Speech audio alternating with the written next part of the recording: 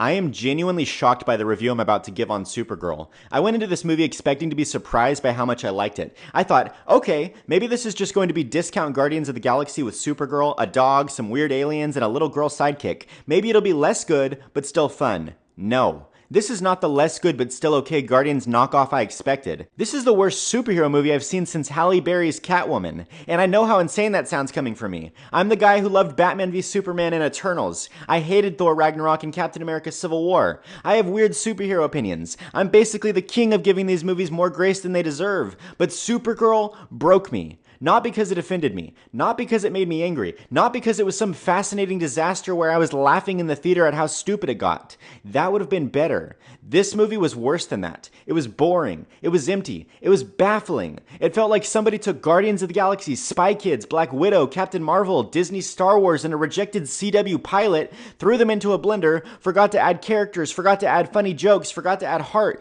and then James Gunn apparently looked at the script and said, "This is the one."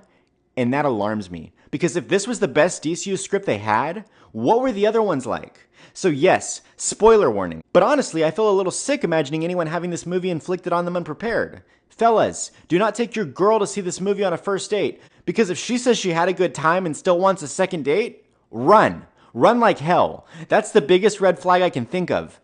Now then, you've had your warning. Let's get into it.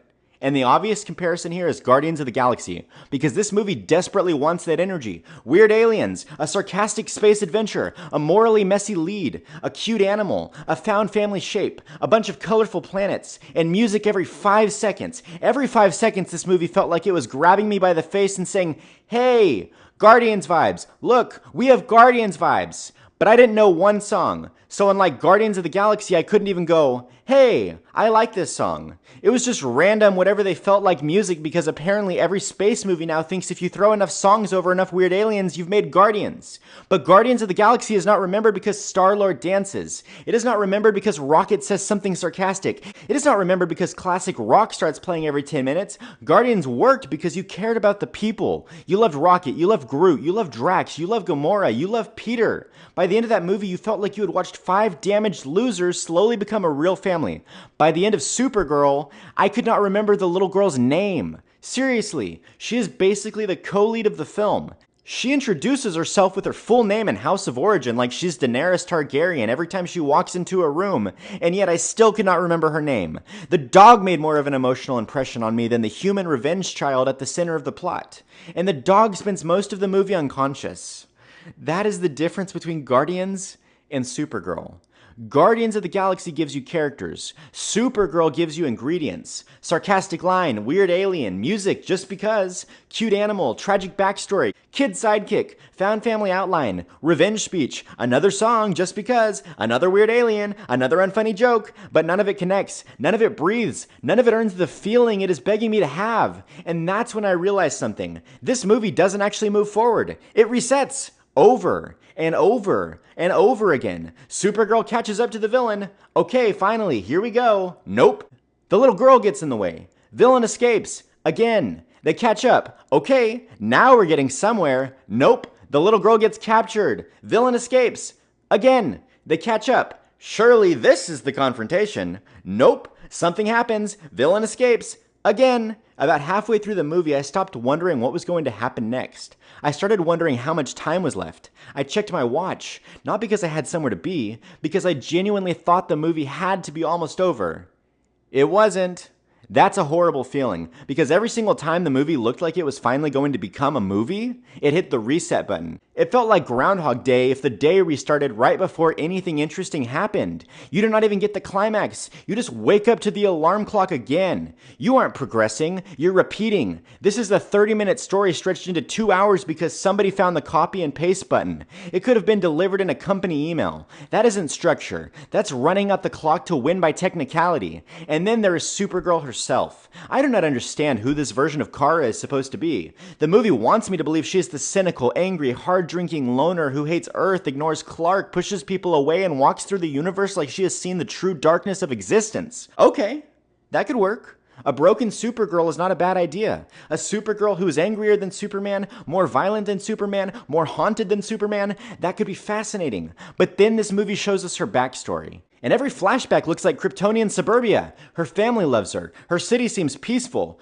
People are hugging each other. People are raising children. People are trying to survive. There is no brutal warrior culture, no political oppression, no military indoctrination, no conquest, no child soldier training, no atrocities she participated in, no ideologies she has to unlearn. So when Kara acts like this jaded veteran of some cosmic nightmare, I'm sitting here thinking, from what war? From what training? From what guilt? From what moral corruption? Because this movie keeps telling me she is damaged, but it never shows me the thing that would have damaged her into this specific person. Yes, her world died. That is traumatic, obviously. But trauma alone does not automatically explain why she acts like a drunk space biker who hates Earth and thinks Clark is naive. The movie wants the aesthetic of a broken Supergirl without building the character underneath it. So she does not come across as tragic. She does not come across as complicated. She does not come across as someone carrying the sins of Krypton. She just comes across as unpleasant. And the frustrating part is, the better version of this movie is so obvious. Superman was raised by Earth. Supergirl was raised by Krypton. Clark believes mercy is strength. Kara believes mercy is weakness. Clark sees humanity as a gift. Kara sees humanity as beneath her. Clark refuses to kill because Earth taught him compassion. Kara kills because Krypton taught her conquest. That is a movie. That is drama. That gives Clark and Kara a real ideological conflict. That gives Kara a real reason to hate Earth. That gives her a real reason to look at Superman and think, what did they do to you? Then her arc becomes learning that mercy is not weakness, that love is not softness, that Earth did not ruin Superman. Earth saved him. That movie writes itself. It's literally the pre-written script that I already posted on the channel. Instead, we got this bizarre version where Krypton was apparently normal, peaceful, loving, and basically fine. Except Jor-El and Lara were randomly space supremacist psychopaths who wanted their baby to enslave Earth and start a Kryptonian space harem. So now Superman's parents are not products of a terrifying culture, they are just insane, and everyone apparently trusted them with a baby? Why wasn't Kryptonian CPS called? This wasn't an IDub situation. Calling Kryptonian CPS might have actually been justified. These people were very real threats, self-admitted, according to Kara's dad, and yet the movie just kind of moves past that like, yeah, Uncle Jor-El was a little quirky. No, that is not quirky. That is super Viltrum behavior. And the more the movie insists that the rest of Krypton was peaceful and normal, the worse that Superman movie twist gets. Because now Jor-El and Lara are not tragic products of a broken world, they're just freaks. And Kara's personality makes even less sense. And this is where the whole movie starts to feel dishonest. Because Supergirl clearly wants the weight of a dark movie. It wants murdered parents. It wants revenge trauma. It wants a disgusting villain. It wants space barbarians. It wants kidnapped women. It wants raiders who apparently only produce men. And we all know what happens to the girls who are born. The movie just will not say it. But at the same time, it also wants to be a quirky space romp with a dog, weird aliens, random songs, celebrity cameos, goofy planets, Lobo jokes, and public transportation bits that feel like deleted scenes from Spy Kids. Pick a lane. Pick a lane. Because this is not fun enough to be fun. And it is not brave enough to be dark. It just sits in this horrible middle ground where everything is too ugly for a family adventure and too sanitized for an actual adult revenge story. That is the problem with this version of DC so far. Who is this made for? Seriously. Is it made for kids? Because this movie has a little girl sidekick, a cute dog, colorful aliens, goofy space travel, and jokes clearly written to make the theater go, whoa, that's wacky! But then the villain murders families, enslaves women, slits throats, and leads a race of space raiders built on conquest and disposable daughters. Okay, so is it made for adults? Because if it is, then why is the movie afraid of its own implications? Why are we dancing around the evil? Why are we doing this sanitized, marvelized version of darkness where you want the audience to understand the horror, but you do not want to actually carry the consequences of horror? The villain is probably the best part of the movie because at least he feels like he belongs to the darker version this story keeps threatening to become. He has presence. He looks creepy. The actor seems like he understands the assignment, but the movie keeps pulling him back. He is almost terrifying, almost memorable, almost the kind of villain who could define Supergirl by forcing her to confront real evil. But instead, he becomes another guy who escapes over and over and over because the plot needs another 15 minutes. He feels like a half-hearted attempt at copying Dreykov from Black Widow when he should have been closer to the supervillain equivalent of Hannibal Lecter. Not because he needed to be more graphic, because he needed to be more honest. If you're going to build your movie around evil this disgusting, then commit to what that evil means, because the implication is already there. The movie is already telling us this society of men raids, kidnaps, enslaves, and treats women as disposable. So when the little girl gets captured by these supposed savage men, that should feel horrifying. Not, oh no, the sidekick got kidnapped yet again. Horrifying. But the movie does not want to sit with that. It wants the audience to understand the evil without forcing the story to carry the weight of that evil. That is where Krim could have become truly terrifying. Not because the movie needed to show anything explicit, but because the situation itself should have felt dangerous. Instead, the movie treats his men like bumbling babysitters whenever the kid is captured, even though everything we know about their society should make that the worst possible place for a teenage girl to be held. And if you are not willing to go that far with the concept, do not build your quirky dog and space music adventure around murdered families and implied sexual slavery. That is tonal insanity. And that brings me to what I think is the biggest writing problem in the movie. Nothing has rules. Everything just happens because the next scene needs it to happen. Take the poison tea. Kara spends the movie acting like Clark is naive. She keeps telling us she sees people for who they really are. She is supposedly the cynical one, the experienced one, the one who understands the universe. Why does she understand the galaxy this well? Why does she know who Lobo is? Why does she move through space like she has lived several lifetimes out there? The film never makes that very clear. It would have helped if the movie told us Superman taught her, or that she had spent years drifting through the galaxy before this story began. But instead, I guess Kara just woke up from Kryptonian suburbia as a drunk space biker with encyclopedic knowledge of the worst people in the universe. I guess despite that, she was still just as naive as Clark, because obviously suspicious strangers hand her obviously suspicious tea in an obviously suspicious situation, and she still drinks it. Immediately. Really? This is the woman who spent 5 minutes telling us Superman is too trusting. Then the movie suddenly decides random alien poison can nearly kill a Kryptonian. Okay, apparently that's a thing now. And before that, she's powerless under a red sun, except when the action scene needs her to fight a giant alien minotaur-looking guy at the bar. Then later, she's full of kryptonite arrows. We literally see the kryptonite spreading through her bloodstream. She rips the arrows out. She's flying again. Then she's weak again. Then she's using heat vision again. Then the yellow sun burns all the kryptonite out of her body like she's putting leftovers in a microwave. So, what are the rules again? Because this movie never told me. It just changes them whenever the next action scene needs a different power level. And the moral arc isn't any better. Supergirl spends the whole movie trying to convince the little girl that revenge won't heal her. Honestly, that's one of the best ideas in the entire film. There is even a moment near the end where Kara basically says that the real revenge is living your life instead of letting hatred consume you. That's good. That belongs in a better film. Then, 5 seconds later, Kara shoves the sword through the villain's neck. So, what exactly was the lesson? Don't kill him because revenge will destroy your soul? Unless the movie's named after you? That isn't moral complexity. That's just contradiction.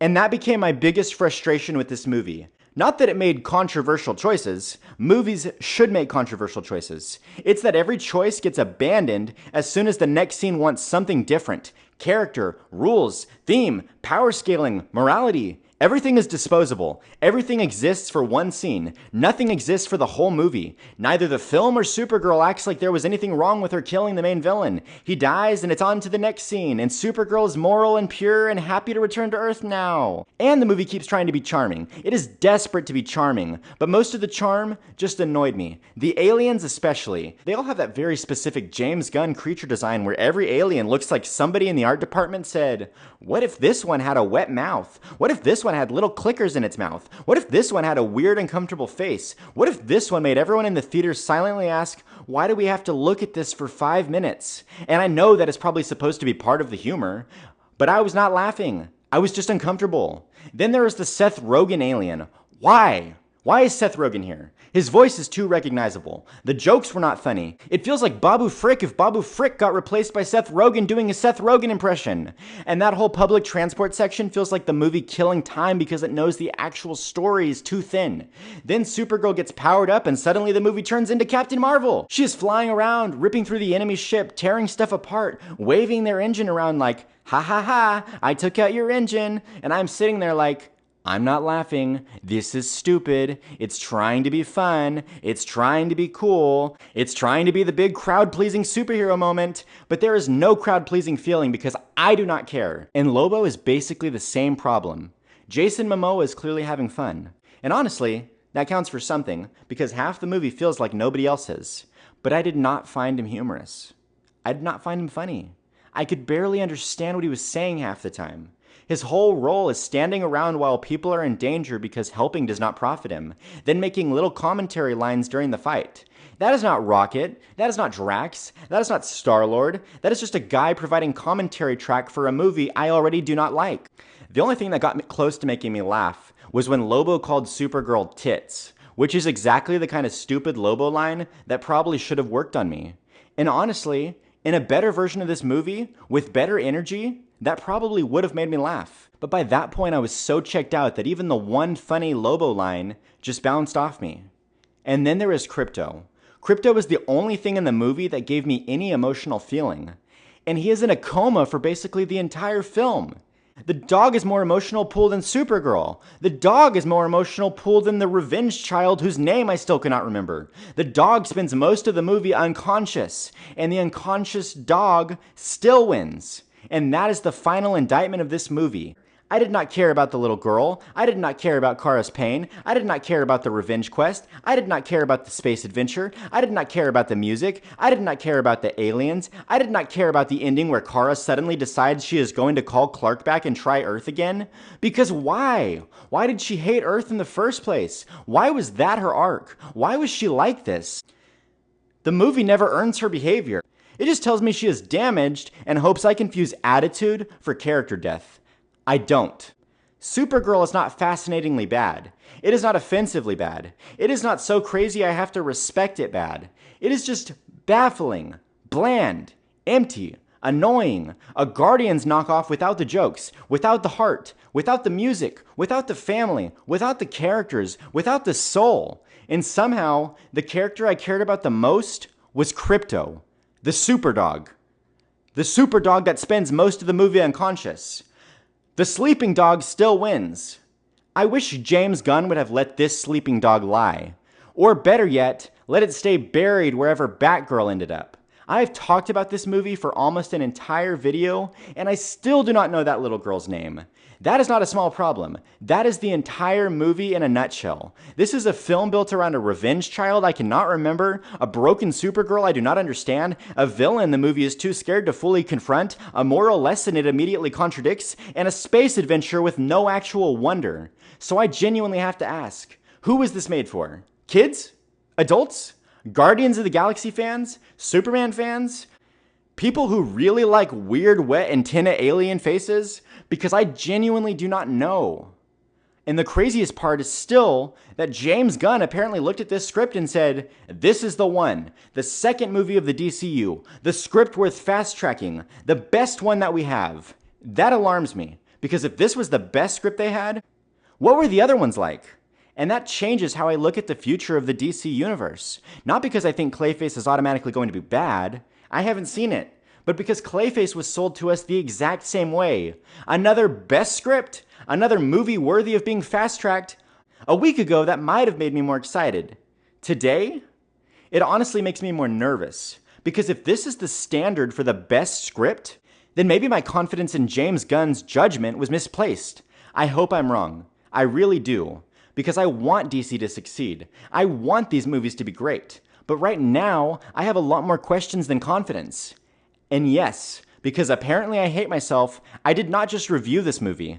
I fixed it. Later, I'm dropping the full Supergirl rewrite, where I take the actual bones of this movie and try to make them work.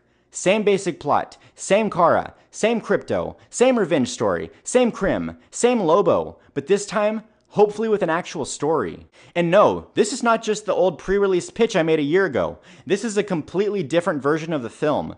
Darker, meaner, more confident, and built around the movie we actually got. So if you want the rage, stay here. If you want the solution, come back later.